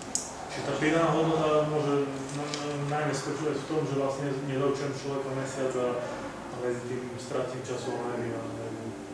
Nemôže sa im dovoliť v podstate a v podstate takto.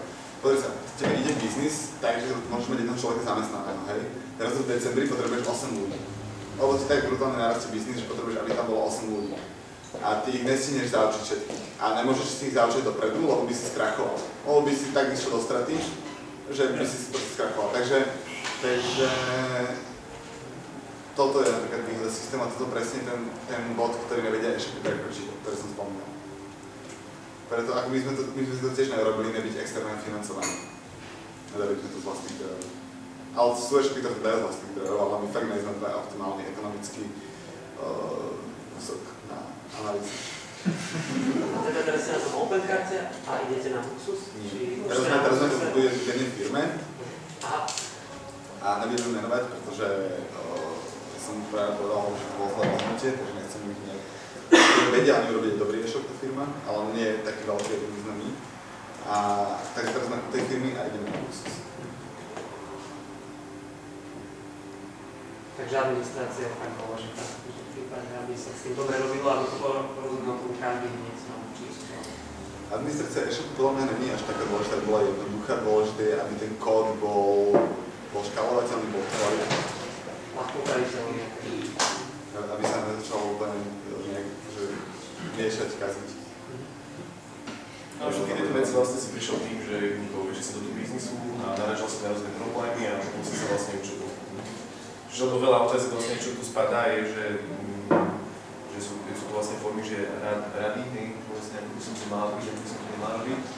Ale myslím, že jadro v tom teda, to čo máme, že rozhodneš sa, ideš a prekonáš tohle problémov a z toho sa učíš teda, čo funguje, čo nefunguje.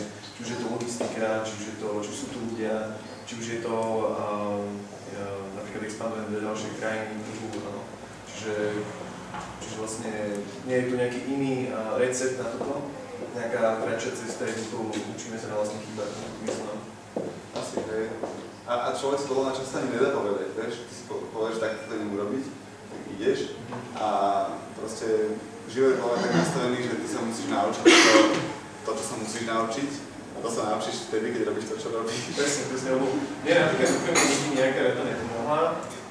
A jednoducho, lebo až keď som sa sám naučil, že teda prečo niečo tak funguje na mojich vlastných chybách, tak vtedy som to pochopil, ale inak nie.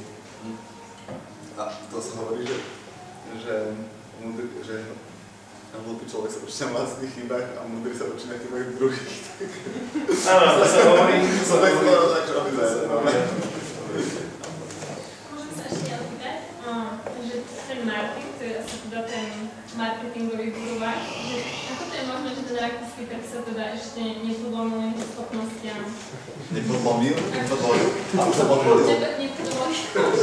prečo ešte ten rakúsky trh teda nie je ono? Ale ty si tak spomenul niečo, že je ťažký. Je táto mentalita Rakúšanov, alebo že prečo teda keď nie ten Facebook frčí a je prečo je taký problém ten rakúsky trh? Vieš čo, nakoniec sme to dali. Ale bolo to zase aj kvôli tomu, že sme sa stali managed accountom Facebookovým a priamo ľudia z Facebooku nás začali riadiť. A to nás posunulo a to nám pomohlo preraziť vlastne v Rakúsku. Za to si nemuseli platiť? My platíme toľko, že toto je minimum, čo môže preraziť. Bol to pre nich prínosné posúvať váš biznis, hej? Hej. Oni vlastne, keď máš nadpistý spend mesačný, keď máš tú hranici spendu mesačnú, tak to začne, skontaktuje človek z Facebooku a začne ti pomáhať. Jasne. Dá to zmysel. Nemecko? Bolo nejaké iné, alebo... Nemci sú takí, akže čo to mali takú skúsenosť, že Rakúšania sú viac takí sedláci, čo týka, že do konzervatívni. Že sedláci. Že sa budú dohadovať do každé euro, hej, akože... Tož groši? Hej, že sú celkom. Nemci neriešia toľko. Akože Nemci zase niekedy, keď zistia, že to nemáš na sklade, tak proste úplne si povedia, že čo, doby, hej, ja Nemci už ale na úplne chcú peniaze späť. Ale Nemci neriešia toľko, aspoň neviem presne, či teraz hovorím, ale dá som, že to tak je. Že Nemci proste fakt, že zaplatia a čakajú, kým to príde, hej. Dneska hovorila kolegyňa akorát, že nejaký Nemec vo februári zaplatil na tovar. Takže, ale už to nejde vyriešiť, to sa prestalo vyrábať jedno, čo mám byť. Aha. Tak dôvera tam je teda. Ako ináč, že celý západ funguje bez dobierok. Tam proste vôbec nefunguje dobierky. Proste, to je super, lebo to predfinancuje cash flow, vieš. Ale musíš byť dôveryhodný. A musíš mať cvičenie PayPal a PayPal je proste pain, lebo oni sú 39% plus 30% za jednu transakciu, keď nerobíš viac ako 2500 €. Potom akože na 2500 máš už trošku lepšie, ale stále je to dosť. Sme momentálne na nejakých 2,7 tam, stále je to proste strašne veľa. Proste veľa im platíš za... Ale jednoducho PayPal je kľúčový, PayPal je raz dôležitý. Fakt, že oni sú zvyknutí dokonca aj reklamácie cez to riešiť, že oni ti napíšu e-mail, oni ti dajú, tam sú také, že resolution center, tam ti dajú normálne proste nejaký claim, že chcú vymeniť. A PayPal ti vlastne zadrží, až kým sa to nevyrieši nejako, hej. Kým ti neoznačíš, že OK, došla mi reklamácia, poslúžim peniaze späť, potom ich pošleš alebo takto. Čiže ich PayPal v podstate aj chráni, si to tak zvykli nakupovať, je to rýchlo a jednoduché pre nich. Tak je to už overená metóda vlastne, čiže užíva sa to. A to je ďalšia vec, zase keď si malý e-shop, tak máš úplne najhoršiu sadzbu a úplne najviac strácaš na tej objednávke. Keď si veľký e-shop, už väčší, tak proste už máš tu až na 100 000 € sa dostaneš na 1,9%. Takže poplatok za jednu transakciu. Pričom taký GoPay ti dá proste hneď na začiatku 1,4%. Čo spýtať? Skúšali ste napríklad TrustPay? TrustPay sme skúšali. Tam od nich som odišiel kvôli tomu, že nevidel som nikdy nič horšie, čo sa týka účtovníctva ako TrustPay. Proste nedalo sa to skoro žiadne dáta dostať. Takže asi to dá nastaviť, ale nebola tam nejaká vôľa, ochota a... Nedá. Prosím? Nedá. Nedá. Čiže zase stehová rovina je vlastne, čo sa týka biznisu, že pokiaľ to nefunguje, reaguje sa. Nebolo to vzťahová rovina, bola to technologická rovina. Videl som, čo GoPay dokáže. GoPay proste ti vypluje ABO formát, čo je importovateľný formát do každého lepšieho informačného systému. Ti vypluje za ľubovoľné obdobie. Ty si dáš, že chceš od januára do mája a proste máš to za 5 minút stiahnuté, hej. Rastejú proste nič také tam není, aspoň as far as I know. Takže fakt, že dopatrať sa k tomu, že kto nám vlastne uhradil púšťovnú sa potom, bolo úplne ešte doby nemohol to riešiť exportami. Robili sme tak, že sme si exportovali CSVčka z adminu, že ľudia, ktorí ukončili objednávku a mali TrustPay, hej. Že to je úplne, že za celkom zápicami oproti ABO formátu, ktorý ti ešte automaticky likviduje platí. Čiže iba technická rovina vlastne. Ale vy často máte ešte, by ste mi rozumeli, nie? Tomuto ABO formáty a tieto stavy. Určite to treba automatizovať, už sa dala peniazy. Na Slovensku máte aký pomer medzi dobierkou a platbou kartou? A PayPal tu vôbec funguje? My v PayPal nemáme práve kvôli tým poplatkom. Slováci nie sú až taký poľa na to. A neviem teraz presne, ale zdá sa mi, že nejakých 70-50 je to. A ide to stále dole. Bolo v jednom boli nejakých 15-10, keď si tam išiel. A tu máte podľa rozdielného trhu rôzne platobné metódy? Dá. Hej, máme rôzne platobné metódy, napríklad v Nemecku dobierku mať nemôžeš, lebo tam stojí dobierka až 10 €. Alebo ani sa s tebou to nebudú baviť, že čo. Takže tam máme len PayPal a len kartu, alebo platbu. Čiže tam sa neplatí pre koho? Pre firmu alebo pre tých zákazníkov? Je to tak nastavený trh. Pre teba sa to naplatí, lebo tu musíš zaplatiť ako firma, alebo dá to zaplatiť zákazníkovi 10 € za službu dobierky. Pričom tu na Slovensku stojí za službu, ja neviem, od 40 do 80 centov. Čiže nie si s tým nemá problém, ale ako firma, hej. Myslím v Nemecku, čiže... No nie sa to zvyknutý, akože celkovo, chápeš, to jaká cena je urobená, že to si 10 €. To už proste je také akoby naznačenie, že nerobte to.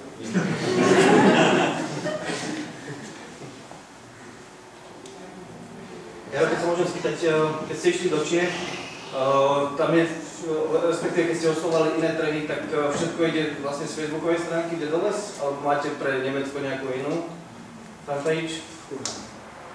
Zdá sa mi, že sme mali najprv sme išli tak, že sme mali zvlášť stránky, ale zdá sa mi, že chalani zákon integrovali do jednej. Sima, je to tak? No, neviem. Som taká podobne. Zdá sa mi, že teraz je to integrované do jednej, ale samozrejme vlastne potom dáme post pre Čechov, pre Slovákov, pre Nemcov. Ale inak vieš, toto fakt neviem. Tak ako ma zaujíma, že keď boostnete tam nejaký post na Facebooku, takže vlastne je to z Dedoles do Čiech a je to aj vlastne zo slovenskej stránky do Nemecka a tak, alebo... Dobre, neviem, viem, že Slovensko a Česko robíme tak, že vždy dáme 2 posty a jeden je proste v češtine, jeden je v slovenčine a jeden je len na Slovensku, jeden len na Česko, boostnutý, len na Česko. My máme Slovensko a Česko spolu a tie ostatné už sú zvláštne. A už to musíme tiež pridávať, či ne, alebo to je nastaviť. A teda aj na zahraničných trhoch ste pod tým názvom Dedoles? Hej. Keď im to nič nehovorí. Znam. Povedali sme si, že prečo nie. Skúsime to. Ambícia je, buď sa ľudia vidieť niečo hovoril. Hej. Už sme dali aj vlastne si zaregistrovať európsku ochranu známku aj na logo, aj na názov. Čakáme teraz v napätí.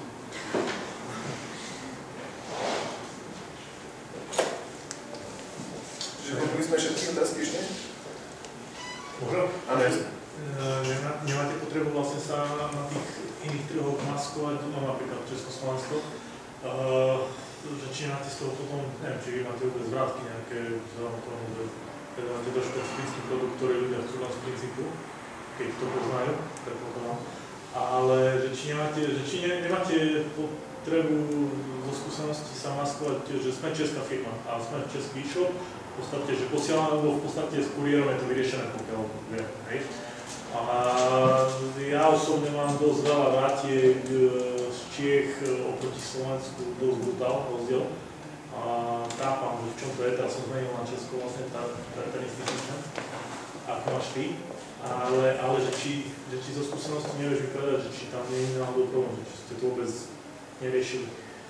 Že napríklad na tom fanpage, lebo s tým fanpageom na to napadlo, že sú rozdelené u nás a neviem si dosť dobre predstaviť, že by sme sa tvarili, že Slováci do Česka teda dajú z princípu, že stačí, že 30% ľudí tam má svoj názor na Slovákov. A už proste 30% je 30%. Takže otázka je, či sa natvoríme ako česká firma. Že či ste nemali potrebu skúsenosti, hej, sa stať ako česká firma, že či tam neboli vrátky, respektíve... Sú vrátky všade a ako vediem si štatistiku, neviem teraz presne, ale zdá sa mi, že Češi sú o nejaké 0,5% alebo percento viac než Slovensko. Že nemáme tam až taký razantný náraz. Ale ako nehrdíme sa a nevieme sa dobre, že sme slovenský e-shop.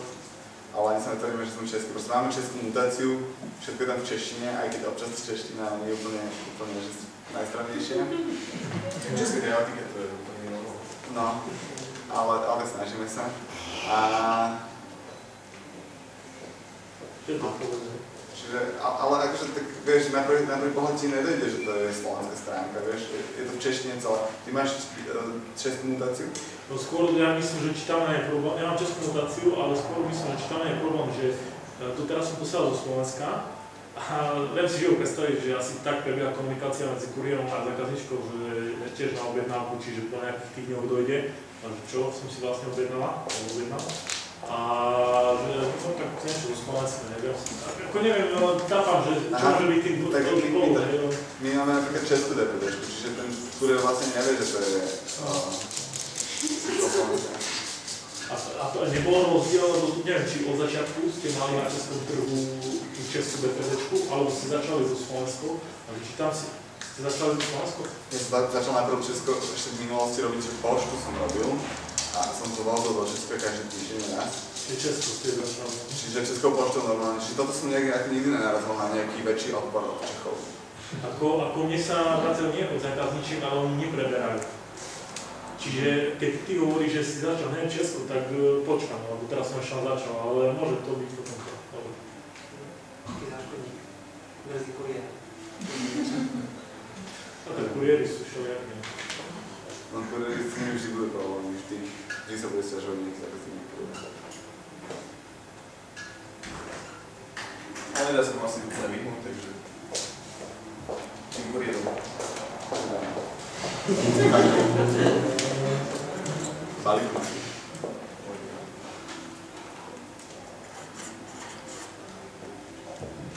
Čiže máme ešte nejaké otázky? Čo viac ma zaujímalo? Že ktorý ten trh okrem Českej republiky je taký najviac náročný na rozmaznanosť zákazníkov? Najnáročnejší pre vás? A naopak, ktorý môžeme najviac izoluje? Rozmaznanosť zákazníkov. Ako vo všeobecnosti, že to je náročné alebo nie náročné? Áno. No. Čo ja viem. V Slovensku to určite nie je. Myslím si, že asi Rakúšania sú takí, že... Či spomínal, že sú. Akože oni sú aj citliví napríklad na dĺžku vyvačenia, alebo... Na to sú citliví všade a všetci. To je mi jasné, ale ľudia asi to majú dlhšie, alebo to najmenej. Tak Slováci sú asi najagilnejší sa na to pláne a vedeli asi tiež v pohode s tým. A Češi tiež sú to náročné v tomto nie. Češi majú štvornásobne väčší e-commerce trh než Slovensko. Proste bol v Česku 2,8 miliardy obrat a na Slovensku 700 miliónov. Očakával teda vyššiu kvalitu tých služieb. Ale myslím, že to bolo, hej, to bolo tuším iné, že v miliónoch korún. Čiže nie.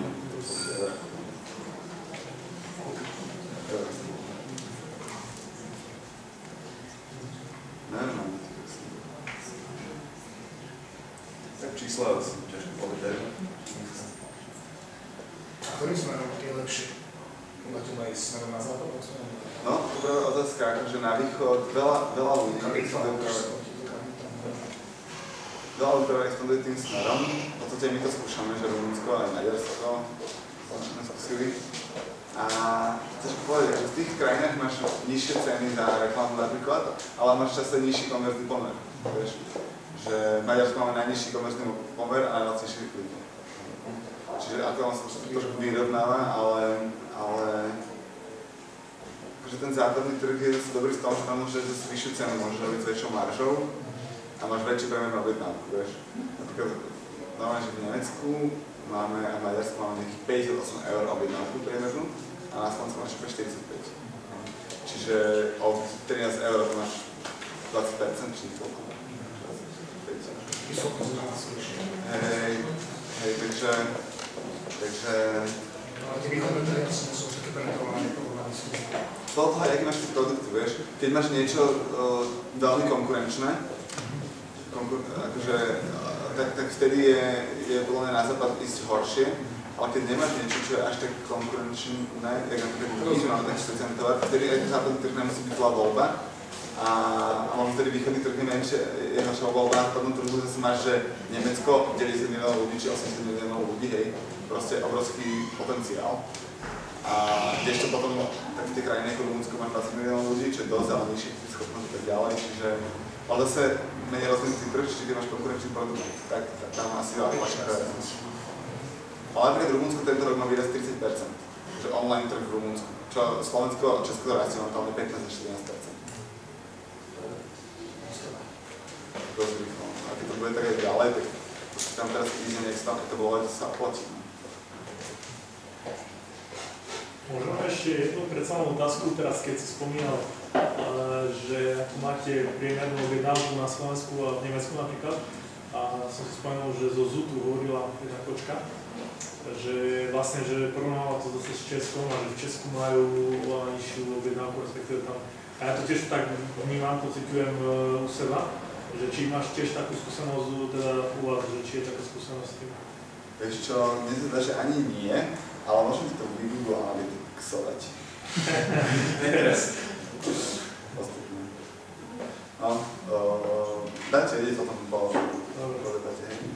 Tak musím sa povedať, ale dá si mi, že 1300 eur, čo ti zdá, že je prvé napríklad u nás v Česku? Koľko?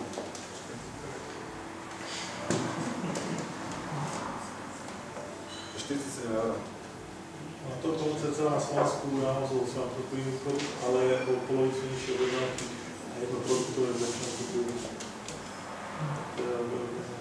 Na Slovensku máš veľa. Ale zrejme mám potom zlá nastavené, že preto sa pýtam. Či mám niečo zlá nastavené, alebo je to trvá. Lebo tá sú to udávané dosť podobné ako ja. Tak môže, že pri takýchto, lebo v podstate ste v rovnom segmente fashion. Možno v tomto fashion segmente to takto je, že takáto vec by bola anomália, ale my to tak nemáme, my to máme veľmi podobné. 1,8 trička na objednávku nám vychádza. To sa robí na trička. A ceny máte rovnaké na každom trhu, alebo vy nejak upravujete? Tak napríklad v Maďarsku sme, akože upravujeme ich, máme ich približne rovnaké, akože od Slovenska na východ držíme cenu cca 26 eur na tričko a na západe okolo 30 eur na tričko. Jednak aj musíme, lebo vlastne je nejaká policy, pricing policy, ktorá je vydaná priamo do Mountain, že západné trhy majú mať proste, akože celá Európa by mala mať, ale iní vysvetlili, že na Slovensku máš za 26 eur 26 pív. Tak je to vlastne použili do niekedy, že... Nie, až to proste nemáme to predať za 30 eur. Takže... za to všetkým. To je podstate hej. Ako si riešili vstup do toho Rumunska? Máme prekladné stránky na tých klientu češtiny, máte takú vyšperkovanú. Vieš, čo okolo nevidí, to srdce neboli, nie? Takže my tam nevidíme tie chyby, takže máme to navadiť. Takže ste to vy prekladali? Nie. Máme normálne prekladateľku na to, ale existuje napríklad aj skupina na Facebooku, že Slováci v Rumunsku. Tam sme dali tiež, akože napríklad tam tiež sa ozvali nejakí ľudia, alebo na Jaspravení sú nejakí Rumúni, čo prekladajú. Čiže, ale my sme zrovna našli jednu ženu, ktorá nám zrovna pred nejakými 2 rokmi písala, že nechcem ísť do Rumunska expandovať. Ja si nejak našiel e-mail po čase a sme sa ozvali a prekladaná úradná prekladateľka žije v nejakej dedine inak, počúvajte, to je zaujímavé, kde prišli Slováci v roku 1820 a dodnes tam žijú a normálne tam komunita stále rozprávajú po slovensky.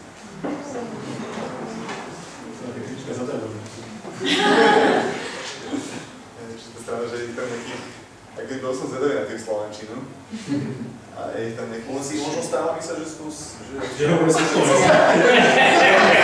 A nikto ti nepovedal zatiaľ, možno sa ešte zvedavý. Nejakých 80, čo hovorila, že ich tam niečo koľko? To by to povedal. Slovenská komunita. Pajdal. No keď mi musím to zastaviť, lebo to by ma zaujímalo. Takže odtiaľ má prekladateľku, mám všetko rieši. Pre Maďarsko máme baví normálne zamestnané, v podstate detajú, čo hovoria maďarsky, a nie Maďarky sú šikovné.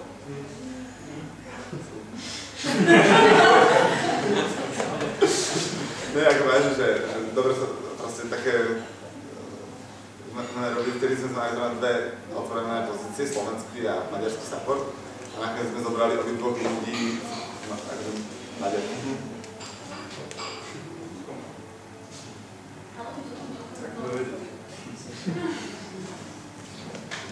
Ja sa len chcem opýtať takú otázku, čo sa týka kamenných obchodov, riešili ste niekedy kamenné shopy, alebo čisto online? Akože, či tam dodávame, alebo či my chceme? Buď alebo, no, že... Dodávali sme do nejakých kamenných shopov, ale dneska podľa mňa všetky kamenné shopy, ktoré nemajú svoj e-shop, budú postupne umierať a krachovať. Podľa mňa koncept retailovej budúcnosti je e-shop, vydajňa a vlastne podporovaný ten kamenný obchod musí byť e-shopom. To je podľa mňa akože budúcnosť retailu, že veľké reťazce ako Zara a podobne to možno nemusia, ale aj oni to podľa mňa spravia. Ale malé proste retailové shopiky po mestách, akože pokiaľ to nebudú fakt high-endové numizmatické shopy alebo takéto srandy, tak to bude proste tak fungovať. A ako chceme to robiť my, tento koncept, ale zatiaľ ako nemáme na tom čas, že tá opportunity cost nastavenie takéhoto niečoho, vieš, akože čas, energia, peniaze do toho zatiaľ není tak veľká ako to, že sa rozšírime ďalšie trhy a začneme ten biznis týmto spôsobom, ale určite pôjdeme do tohto konceptu. Prečo sa stojíš niekoho pohrávať? Chceš byť bližšie ľuďom alebo... Podľa mňa to musí byť, hej, akože zase na druhej strane takisto aj online shop, ktorý podľa mňa začne robiť retail, tak jedného dňa zase bude ukratený o to, že nemá ten kontakt s zákazníkom. Čiže myslím si, že to bude aj naopak taký tlak. A už je tlak, ľudia chcú prísť niekam si to pozrieť a skúsiť si to. Už nám to píšu proste a chodia tam do Pezinka, že on to je také, že my tam nemáme na to spôsobené. Dík. No a ešte nám ako dodávanie do shopov, tak skrachovali napríklad normálne. Čiže to nie je také, že som normálne skrachovali taký shop, čo... A čo sa stalo s tvojím shopom? Pezinku? Ja to bol týždňový. To bol workshop, to je. Workshop. Fakt, no.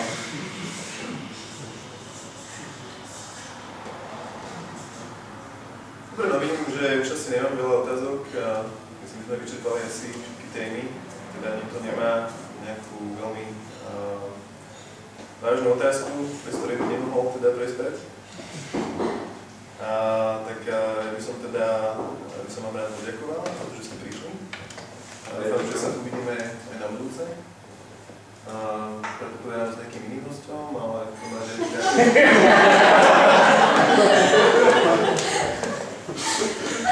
Ďakujem Jaroslavovi, že si prišiel a je to sympatické, že teda napriek tomu, že odberaš biznis, že si ochotný prísť a zdieľať toto medzi nami. Takže určite teda budeme na budúce. A niekde inde, alebo aj tu, takže kdekoľvek. A som rád teda, že sme prišli takto v dobrej nálade a že myslím, že bola veľmi voľná atmosféra a že sme sa pýtali to, čo sme aj chceli. Takže sa teším na budúci a ďakujem pekne. Ďakujem.